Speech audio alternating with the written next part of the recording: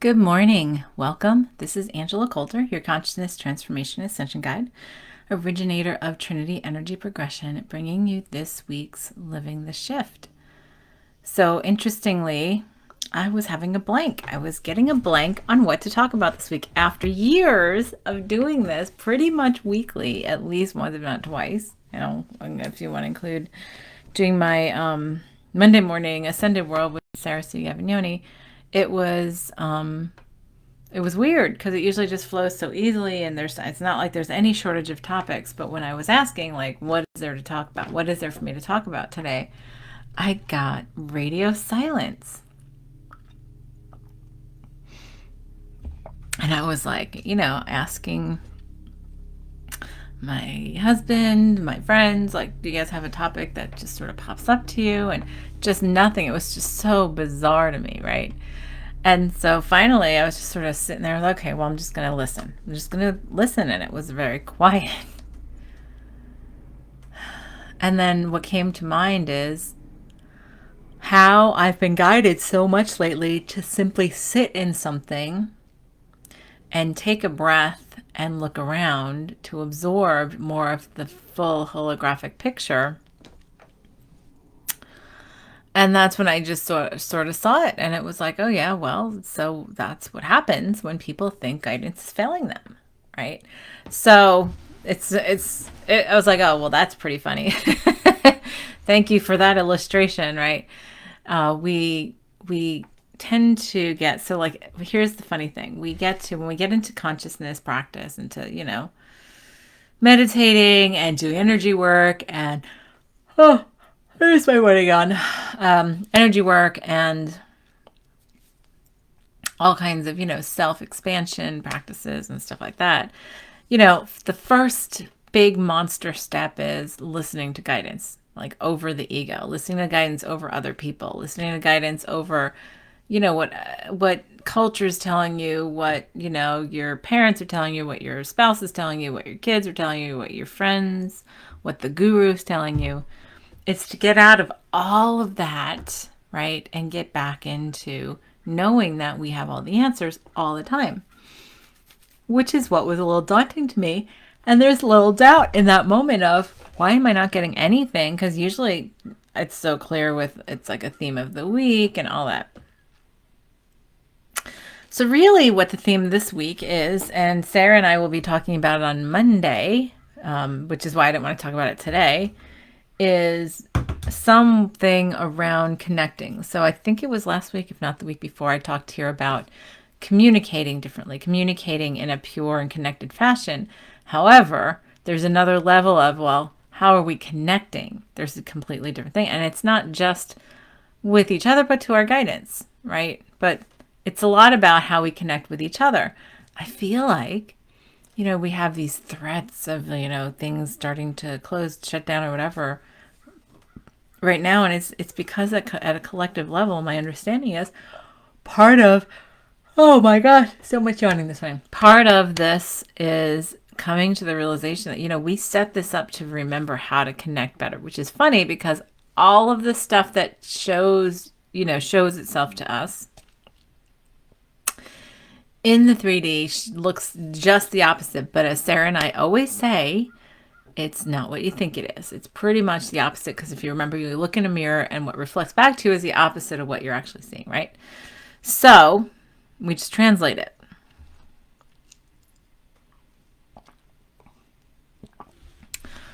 So if you think about the shutdowns in the past, whatever, year and a half, one of the biggest things was we felt so disconnected, right? Because everybody gets shut down in their homes, right? And yet, one of the biggest opportunities for all of us has been to be more connected with our inner guidance. And many of us have done that. Many of us have gone through a whole bunch of stuff. Yes, Sarah says, and the opposites are so subtle. They are, because we're not used to realizing and looking at the fact that they're opposites, right? In terms of looking in the mirror of everything mirroring back to us. So if you look at what we've gone through in the past year and a half, like I said, it's been like, my understanding is a big thing of that is to connect better. Number one, first and foremost, as we were, like sort of shut down and in our little our little hobbit holes or rabbit holes or whatever, is looking inside. Oh my gosh, so much yawning this morning. Looking inside to what's in there. Looking in the mirror without judgment, looking in the mirror in acceptance and beyond what you're seeing, that's the opposite of what it really is, to get to the core of remembrance of what's inside, to shift and resolve and clear stuff out that's been holding us back. So many of us did that. Many of us have done a lot of that. Oh my gosh, I've done tons of that.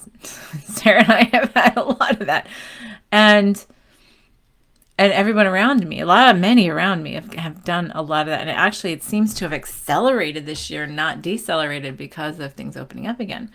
So, the question is, at a collective level, there are many who have not, and instead they've just chosen to continue to point arrows at others, to blame, to shame, to judge, all that kind of stuff, instead of looking inside, to their own guidance. And maybe, just maybe, the possibility of shutting down or the threat of shutting down will push people to become more conscious within themselves before we have to do that.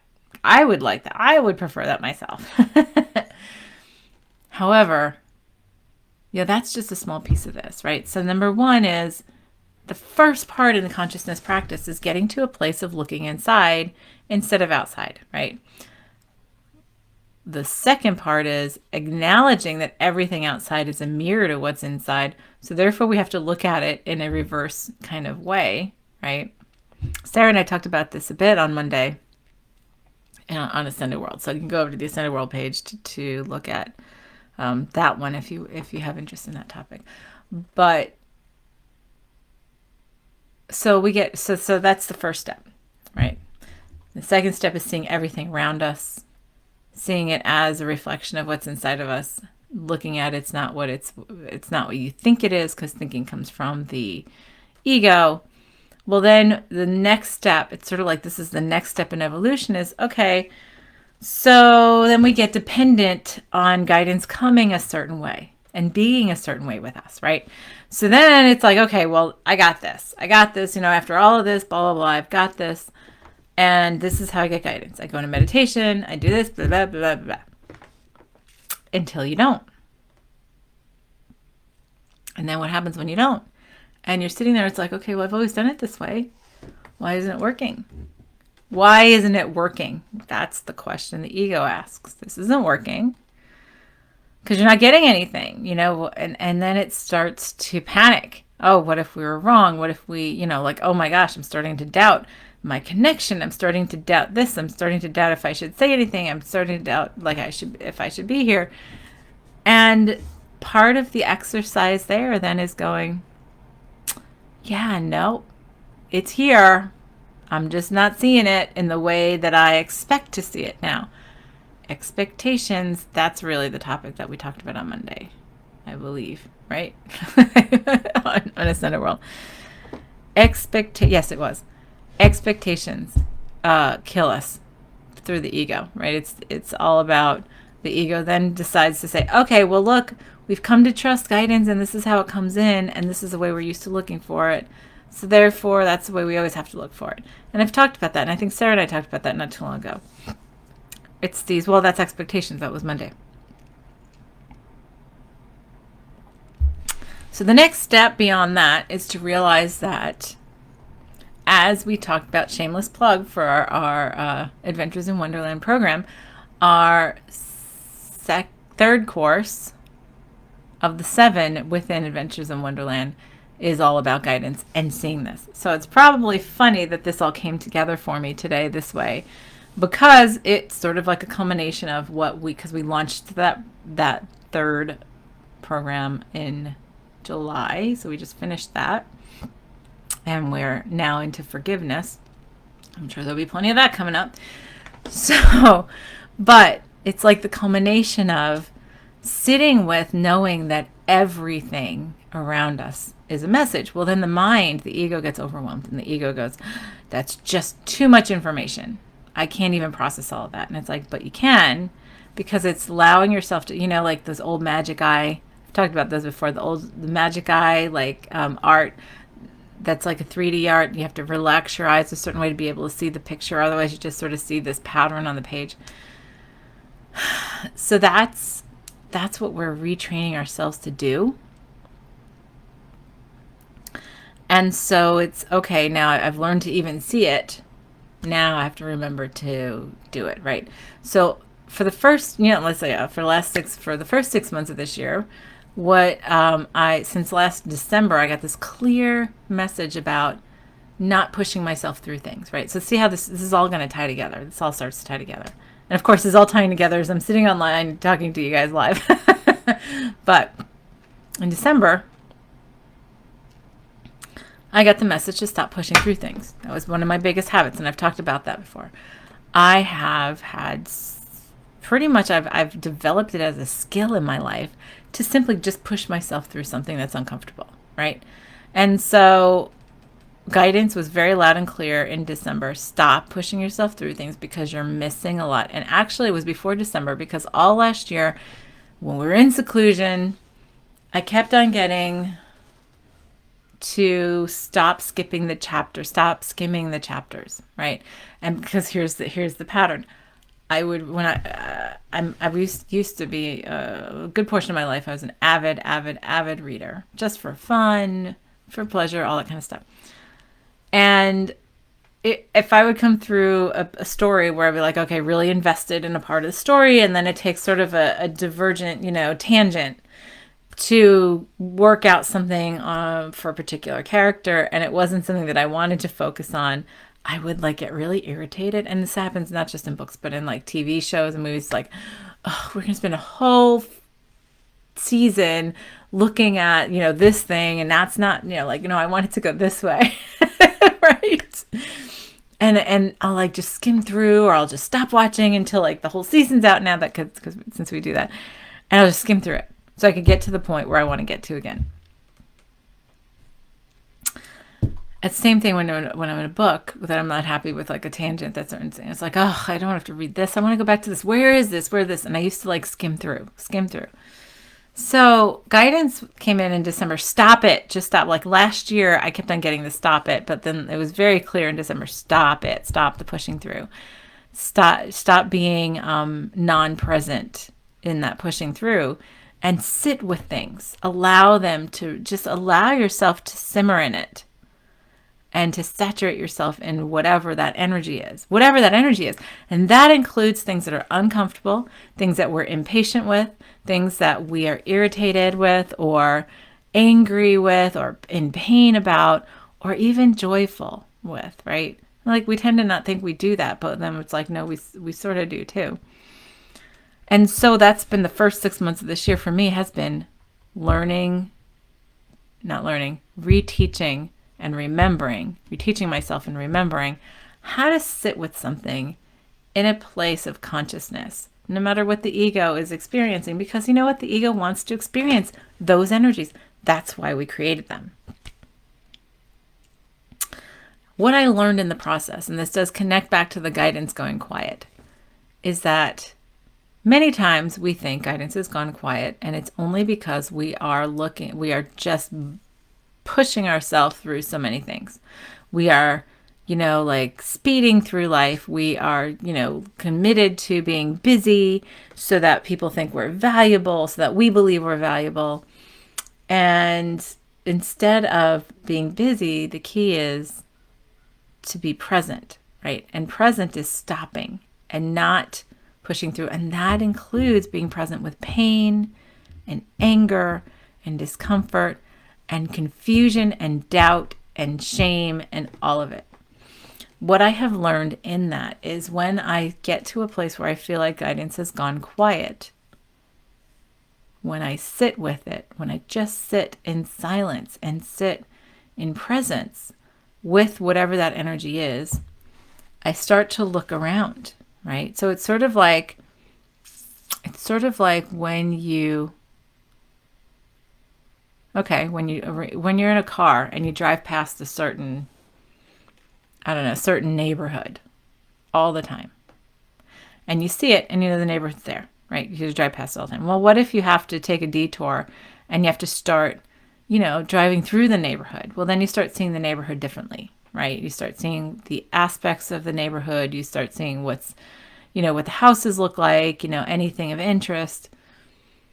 And then what happens if your car breaks down and you have to walk through the neighborhood? Well, then you have a completely different perspective, because then you're really present. And then what if you just sit down on a bench and you watch what's going on? This is what I'm talking about. This is the difference, because then all of a sudden you'll see little nuances that you missed before, right? In martial arts, we talk about that all the time, how, people always think black belt is the ultimate. Really, the black belt, getting to a black belt is knowing that I have covered all the basics, and now I'm ready to really saturate myself, to submit myself into the saturation of this practice and really find the nuances in it, right? So, for example, in Kung Fu, my husband and I and my daughter are all like second degree black belts, and we're working toward our third degree, right? Third degree black belt. So at this point, plus we had, a whole bunch of martial arts before that. So we cover a lot of the same things year after year. And yes, we're learning new stuff with the new belts and stuff, but we still are covering stuff like lower belt stuff, things that were under black belt. And all of us are always finding nuances in certain forms and practices, in things we do in class that we missed before. And why is that? It's because, well, I know the basics of this whole form. I know the basics of how I'm doing this, of what I'm doing. And now I'm not so concerned with learning those semantics as I am now tweaking it, fine-tuning it, becoming better at it. And in doing so, like even last night we were in class and did something that we've done multiple times and tested over multiple times. And it was like, oh, how come this section here feels new? And it was just a small piece, but it changed the whole flow and pattern of focusing on that nuance, which then made it feel even more powerful, right? That's what I'm talking about. When we slow down and become more present with this stuff, right? We sit and we look around and we see things we would not have seen before, because we're not pushing ourselves all through it, right? We are getting to a place of allowing, we're allowing ourselves to get the bigger picture in a holographic sense, in a way that we're not typically used to looking at things, right? So now what's really, really important is, okay, so when I feel like that guidance isn't coming in on the fly, that's obviously a message for me to slow down and be present with it right now, and just say, okay, so what is there for me to see? What is there for me to remember? What is there for me to look at in a holographic picture? And what aspect might I be missing, right? I have been doing that continuously now for like over a month, for more than a month, in like a very personal way.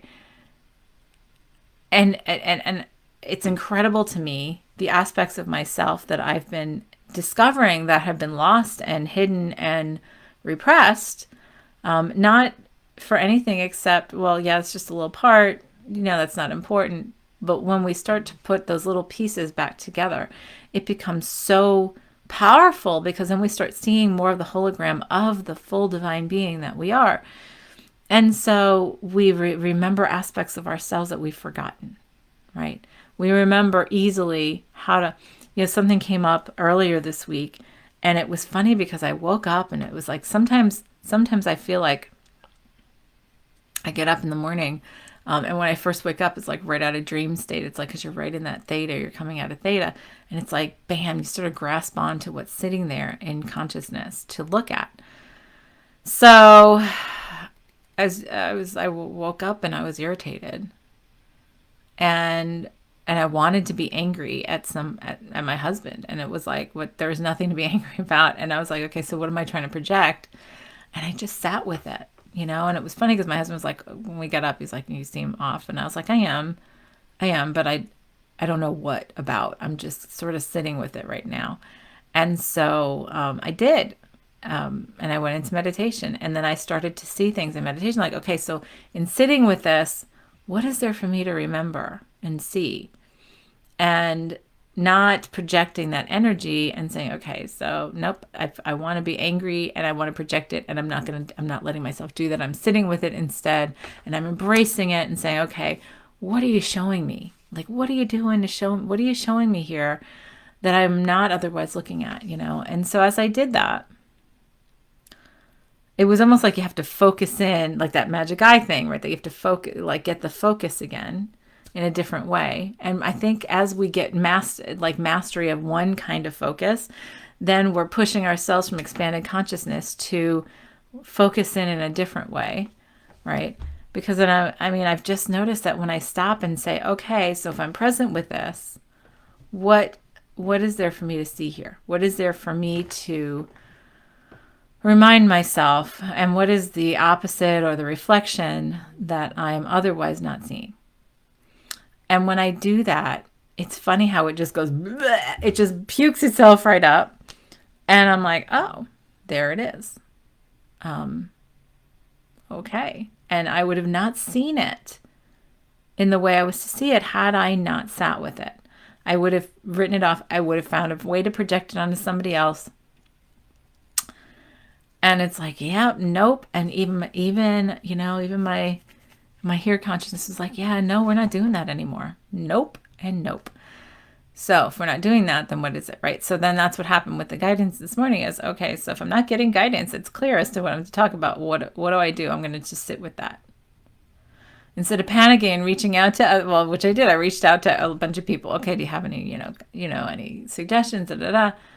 And I just sort of sat with it for a couple minutes. And when I just sat with it and I was like, expanding out into, and it's like, well, so what do you do when you feel like guidance isn't there? And I was like, oh, look at that. There's the topic right there. It was just sitting right in front of me.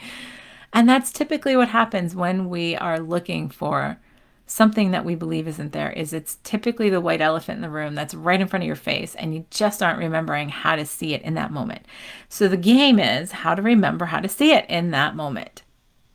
And if we allow it to be fun, right, and say, okay, well, what am I doing? I'm just going to look at it from this angle. I'm going to look at it from this angle. I'm going to sit with it till it comes to me. And it's not a, yeah, I have done times. I have had times when I've given myself an ultimatum and been like, all right, I'm just not going to do anything until I see this. That sort of puts a sense of urgency into it. But sometimes that's what I'm guided to do. Sometimes I will just sit and say, okay, let me just empty everything out and sit with this and ask me what it's trying to show me or what it is showing me, and I'm not understanding, and let me shift my perspective until I can see it in the way that it was intended to come back into my consciousness. And it sounds so like, yeah, and someone might say, oh, I just will never get there. Yeah, you will. It is simply, I mean, it's the whole, like I've said, I can't tell you how many times in the past month I've said, I don't know what I don't know, right? It's not that we don't know everything, because we do. We have access to everything. It's like, it's really, I don't remember what I don't remember, right? So it's like, how do I say, well, I don't remember this, because if I knew what I didn't remember, then I wouldn't be saying I don't remember it. I can just say, I'm waiting to remember. I'm allowing myself the opening and opportunity to remember what this thing that's puzzling me is about, what this thing that's in my life is about. I have one thing that it's been around for 10 years and I'm still going, why is it there? It's not as, and it's literally a splinter under my finger that I've had for 10 years. Under my fingernail, sorry. And it hasn't moved. It doesn't typically hurt, but my nail sort of grows around it. And I've tried so many things like, tweezers and all this kind of stuff. And I've gone in there and I've asked, so what's under my skin?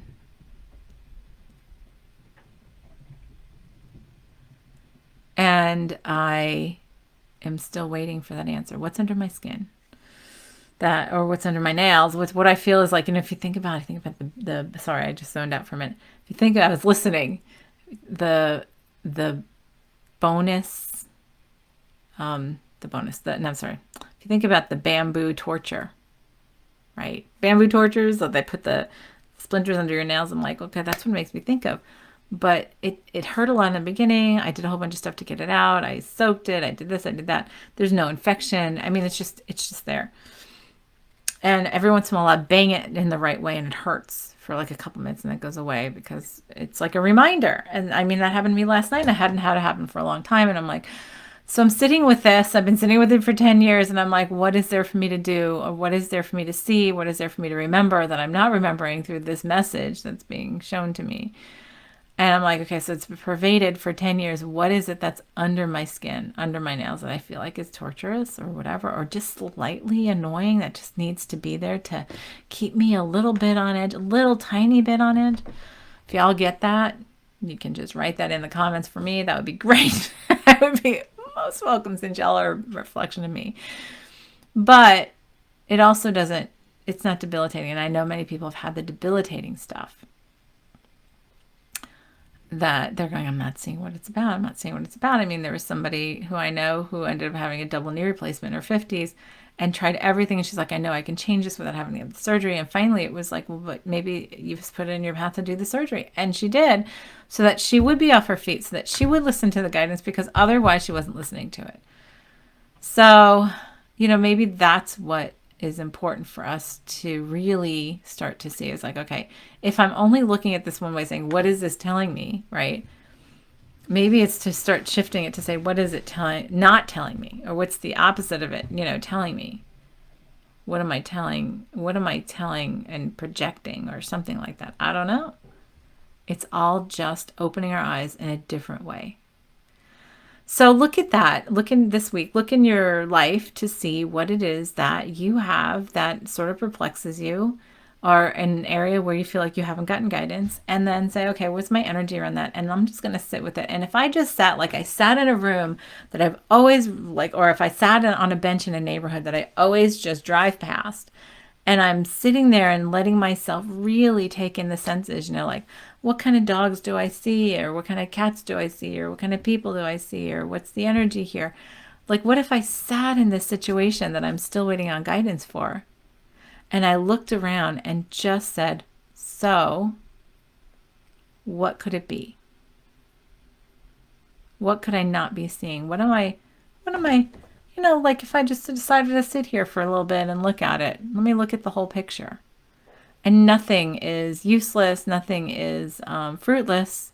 Nothing is non-productive. It's all a piece of the bigger picture. And if you do that course, our course on guidance, the third course in the the Wonderland series, Adventures in Wonderland series, it's all about everything is a message in some way. And when we get into that habit of recognizing that, it's like, okay, now instead of saying each thing separately, what if I put it all together in that picture? What is this whole neighborhood telling me? What is this whole area telling me? So try that exercise this week in your reality and see if that, gives you a little extra boost in understanding, because you might then have some aha moments, and they might just come to you in just weird places and weird times, because you're allowing yourself to sit with it instead of like pushing it aside, stuffing it down, saying I'll get to it later, which is what we mostly do. So play with that and see how that helps, because it takes a bit of practice. I'm telling you, it's been, like I said, 6, 7, now we're in August now, 8 months. I still think we're in June. It's been 8 months of doing the, like, really focusing in on this, and I'm still like remembering. I don't want to say learning, remembering how to see it this way. And it's funny how, like I said, when I remember to stop and sit in something, how easily I start seeing things from a different perspective that makes a lot more sense than what I was getting before. So on that, I'm going to let you go. Have a great week. Thanks for joining me. This is Angela Coulter signing off with this week's Living the Shift. Have a good one.